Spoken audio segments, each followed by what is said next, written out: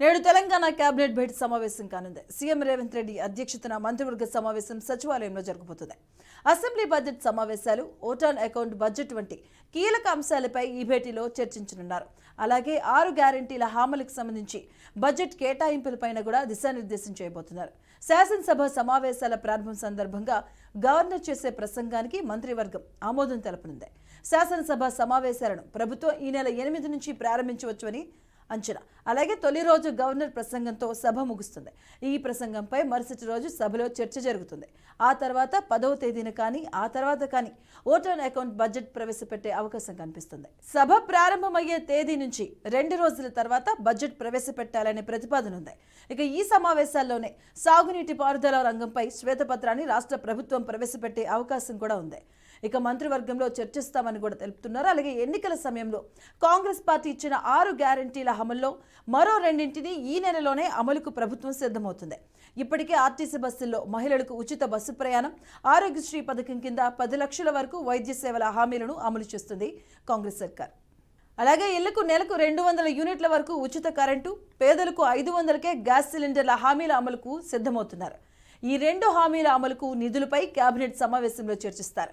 నెలకు 200 యూనిట్లు ఉచిత విద్యుత్ కావాలని 80,51,158 మంది, అలాగే 500కే గ్యాస్ సిలిండర్ కావాలని 91.49 లక్షల మంది దరఖాస్తు చేశారు. ఉచిత కరెంటు ఇవ్వాలి అంటే ఏడాదికి కనీసం 4,200 కోట్లు ప్రభుత్వం చెల్లించాలని డిస్కంలు ప్రాథమిక అంచనా వేశాయి. ఇక ఈ అంశాలపై మంత్రివర్గ భేటీలో చర్చించబోతున్నారు.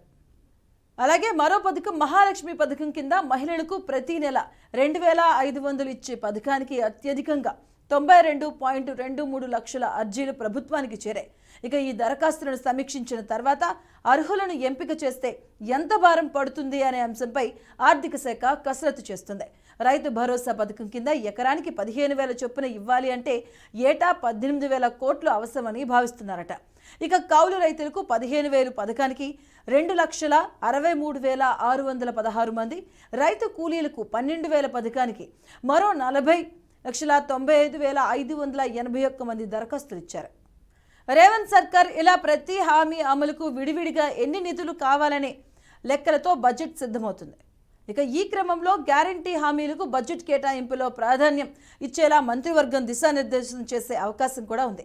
ఇవాళ 6 గ్యారంటీలకు సంబంధించి కీలక ప్రకటన చేసే అవకాశం కూడా ఉందంటున్నారు.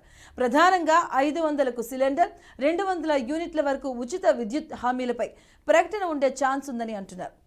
రైట్కి ఈరోజు మధ్యాహ్నం 3:30 అయితే కేబినెట్ సమావేశం కాబోతుంది. రేవంత్ రెడ్డి అధ్యక్షతన సచివాలయంలో మొదటిగా సమావేశం కాబోతున్నారు. అలాగే అధికారులు అందుబాటులో కూడా ఉండాలనుకుంటుంది. ఇప్పటికే సీఎస్ ఆదేశాలు జారీ చేశారు. దీనికి సంబంధించిన పూర్తి వివరాలు మా కరెస్పాండెంట్ వాసు అందిస్తారు. వాసు.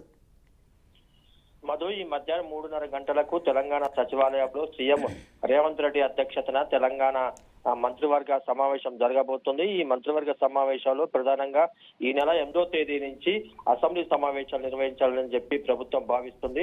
ఆ అసెంబ్లీ సమావేశాల్లో ఓటాన్ అకౌంట్ బడ్జెట్ ని ప్రభుత్వం ప్రవేశపెట్టనుంది. ఆ ఓటాన్ అకౌంట్ బడ్జెట్ కి ఈ మంత్రివర్గ సమావేశంలో ఆమోద ముద్ర వేస్తారు. అట్లాగే కాంగ్రెస్ పార్టీ ఎన్నికలకు ముందు ఇచ్చిన 6 గ్యారంటీలు ఇప్పటికే 2 గ్యారంటీలు అమలు అవుతున్నాయి. మిగతా ఇంకొక 2 గ్యారంటీలు ఈ మంత్ లో అమలు చేయాలని చెప్పి ప్రభుత్వం భావిస్తుంది.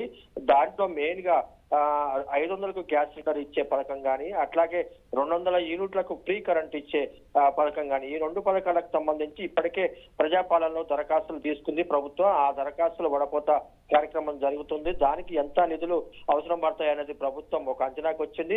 దాన్ని ఈ అసెంబ్లీ సమావేశాల్లో ప్రకటించే అవకాశం ఉంది.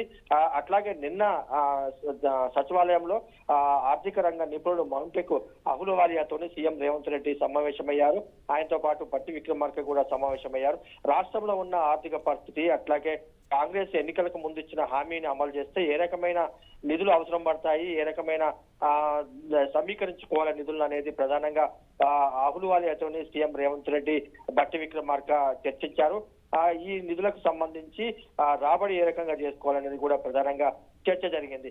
ఈ ఓటాన్ అకౌంట్ బడ్జెట్, అట్లాగే కాంగ్రెస్ పార్టీ ఇచ్చిన 6 గ్యారంటీలో 2 గ్యారంటీల అమలు, ఇవన్నింటిని కూడా ఇవాళ మధ్యాహ్నం జరిగే మంత్రివర్గ సమావేశంలో నిర్ణయం తీసుకోబోతున్నారు. ప్రధానంగా రానున్న రెండు నెలల్లో లోక్సభకు సంబంధించి నోటిఫికేషన్ విడుదల అవుతున్నందున అసెంబ్లీలో ఈ ఎన్నికలకు సంబంధించిన వరాలు ప్రభుత్వం గుప్పించే అవకాశం ఉంది. అట్లాగే 6 గ్యారెంటీల్లో 2 గ్యారెంటీలు అమలు చేసేందుకు ప్రభుత్వం సిద్ధపడుతుంది.